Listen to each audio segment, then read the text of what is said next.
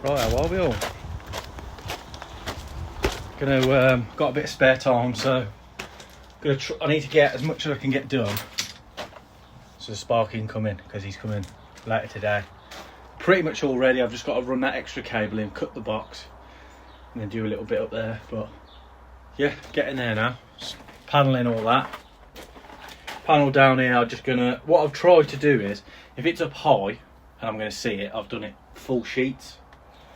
So full sheet, and then like down here where the filters are going to go. Yeah, so stripped it all nice. Yeah, so like I said, I put all this good like long strips as best as I can everywhere high. So like high up, I've made sure I've got all the heights. And then down like here where the filters are going to go, all I'm going to do is like, so that one there will be a little strip, and they're like that. Because I'm not too bothered, because that's when the filter goes, you're not going to see it anyway. And this is all going to be like storage area, so it's not too bad. Obviously up here, when I want the boards coming in, I want this all like flush. So I've just got to insulate that little bit there, insulate that bit there, and then it's pretty much ready for him. I've done everything. There's one more cable, like I say, got to go there.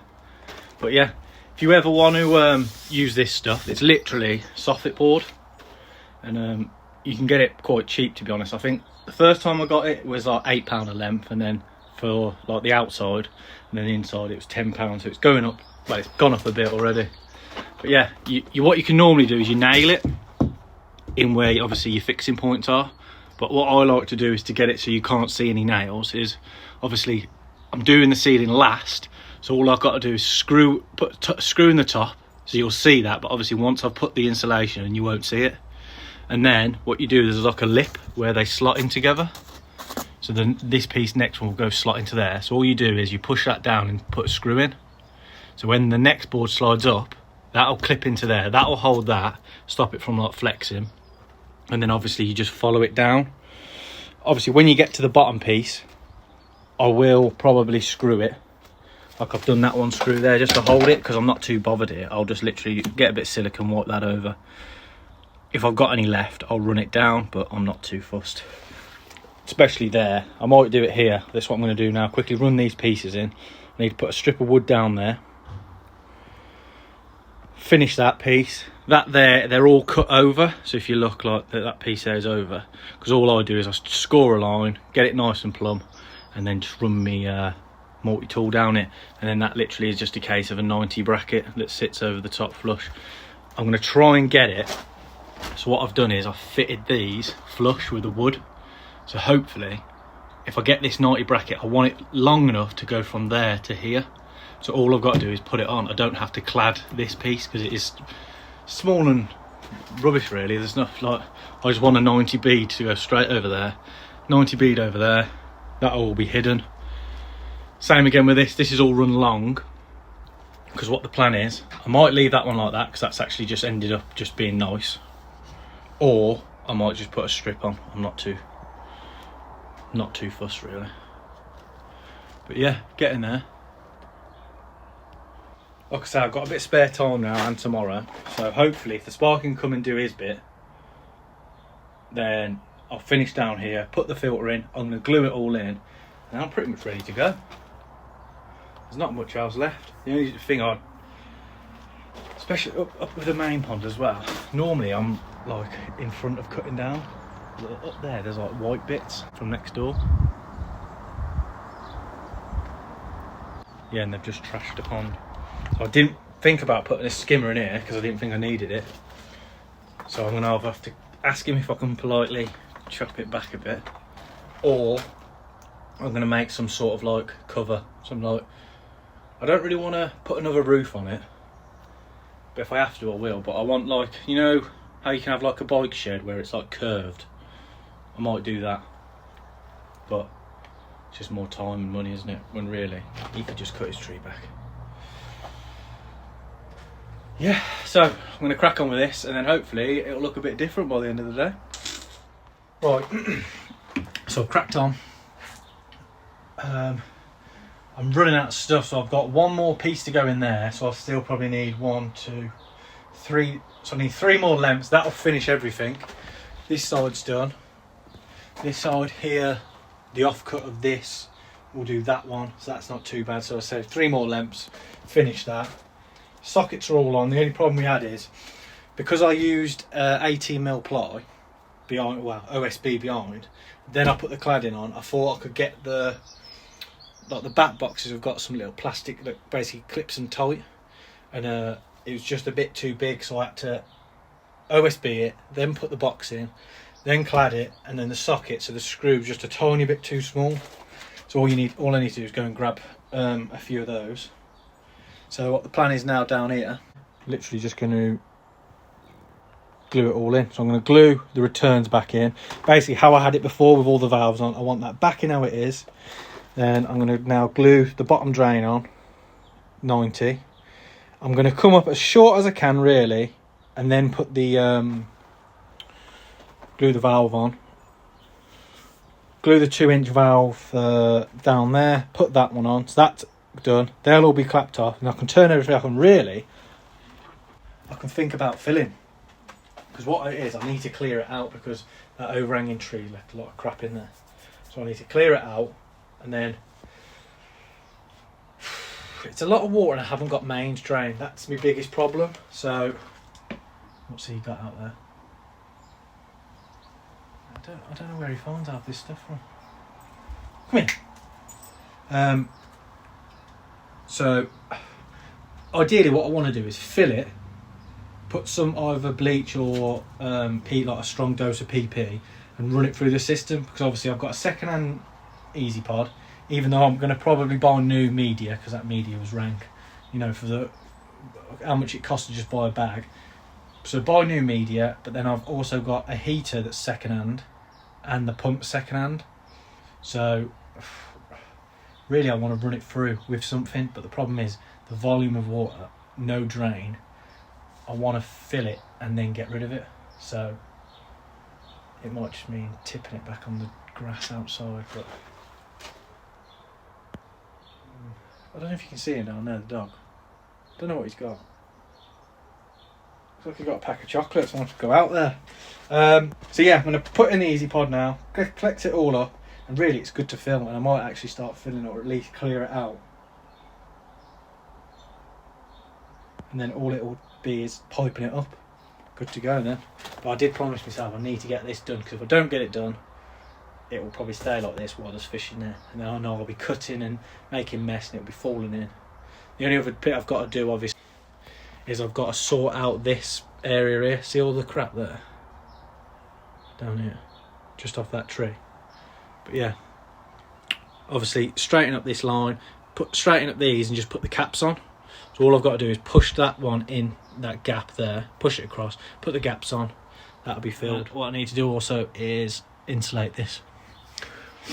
I've got 3 sheets, so it literally, that'll be a quick case of chucking it up. I just wanted to get the electrician in first, because what I've done is, because I want this light on a timer, it literally, that's going to be to a light, and then that comes to here, and that's how I want it. So then I can put a timer on and plug it in. I know you can get the plugs with the timer on, but I just thought that'd be easier, because I've also done it, if you can see through there's an outside light. I want it on a timer, so hopefully you just caught that. We'll have a look. I'll have to go back and see the fish just jumped. Anyway, talking. So there, so I've obviously done it there. That's going to be the same up there. Plug in, so I can have it on a timer. I know you can get the sockets with a timer, but they're like £3, and this one's a bit more. So yeah, and it allows me also to have, because the one up there that does the outside light is on a Wi-Fi, so I can put that on a Wi-Fi boost, Wi-Fi socket timer or whatever they're called.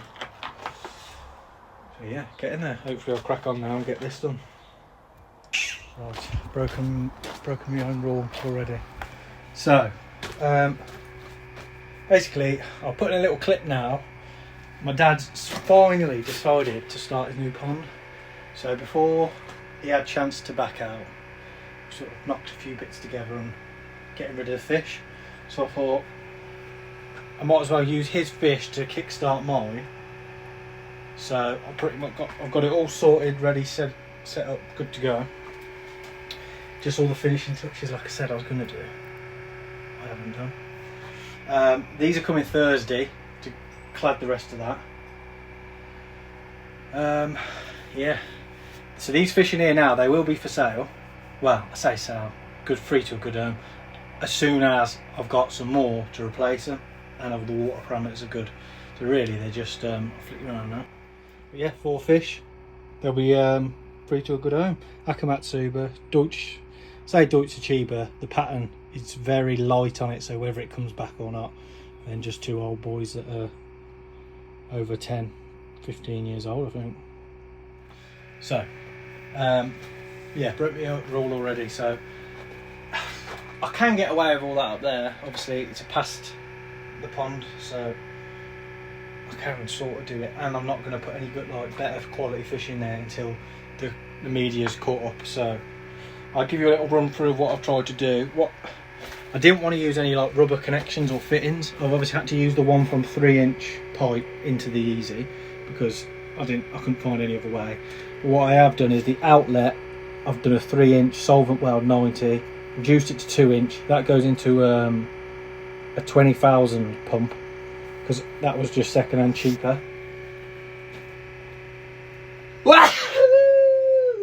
Yeah. Reduced it, and then that reduces again to 1.5 inches, and then that goes back into the pond. So yeah, really simple. 3-inch out into a 2-inch reducer, into the pump there, reduces down to 1.5 inches. I've got my heater here, and then yeah, goes back into the pond.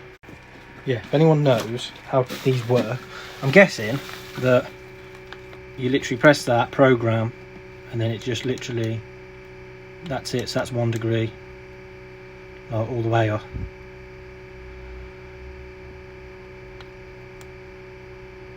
You know what I mean? So if I set it at 20 now, that little click over, I take it, that's, so it's, I'm guessing that the pond temperature is 18.5 now. So if I go down to 18 point, say I go down to 18. So I'm guessing that's just on like standby. That's what, so that means standby, that means it's on. I'm guessing.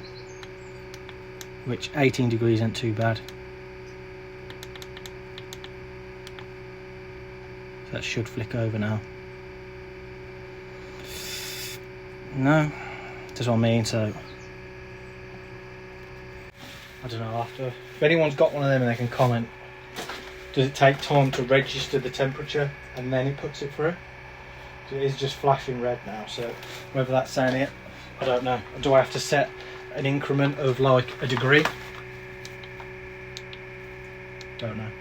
Don't know what the U stands for either, so boom, and then it's done it then. So I don't know. Yeah, if anyone can comment below if they've got one of those. Is it literally as simple as press P, set your temperature, and then away you go? Obviously I don't know what the, so obviously if it drops a degree, does it then switch on, or is it 2 degrees, or is it half a degree? So I don't know. If anyone could kindly let me know.